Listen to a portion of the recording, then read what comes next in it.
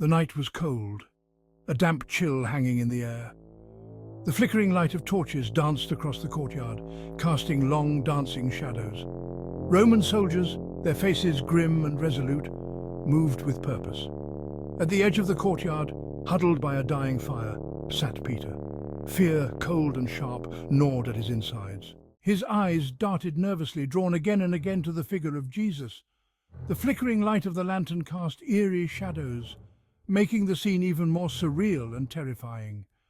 Jesus, his face bruised and bloodied, stood accused before the high priest. The weight of the moment was palpable, the tension in the air almost suffocating. Peter's heart hammered in his chest. He knew he should be standing beside his Lord, but terror held him rooted to the spot. Every fibre of his being screamed to run, to hide, to escape the inevitable confrontation. A servant girl, her eyes narrowed in suspicion, pointed a finger at Peter. Her voice cut through the night like a knife, sharp and accusing. "This man was with him," she declared. The words echoed in Peter's mind, each syllable a hammer blow to his already fragile resolve. Peter's breath caught in his throat. Fear, like a vice, tightened its grip. He could feel the eyes of the crowd on him, judging, condemning. He shook his head vehemently. "Woman, I do not know him," he exclaimed, his voice trembling.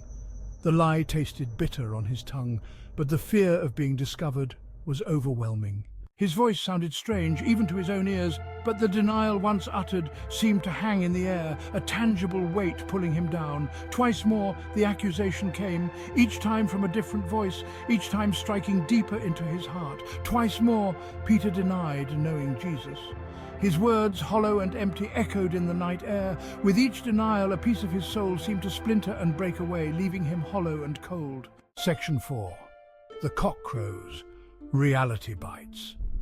As the last denial left his lips, a rooster crowed, the sound piercing the night. The once quiet and serene atmosphere was shattered by that haunting cry. The sound seemed to reverberate through Peter, shaking him to his core. It was as if the crowing rooster was a mirror reflecting his own guilt and fear. At that moment, Jesus, his hands still bound, turned and looked directly at him. The gaze was not one of anger, but of deep, profound sadness. The weight of those eyes, filled with sorrow and a love that transcended even this betrayal, crashed down upon Peter. He felt the full force of his actions, the gravity of his denials. In that instant, he remembered Jesus' words spoken only hours before. "Before the rooster crows today, you will disown me 3 times." The prophecy had come true, and Peter was left to grapple with the reality of his own weakness and the unwavering love of his teacher. Section 5. Remorse in the shadow of betrayal. In the stillness of the night, a heavy silence hung in the air, broken only by the distant sounds of the city. The weight of what had transpired was almost palpable, a dark cloud that seemed to envelop everything. Peter stumbled back, his hand flying to his mouth to stifle a sob.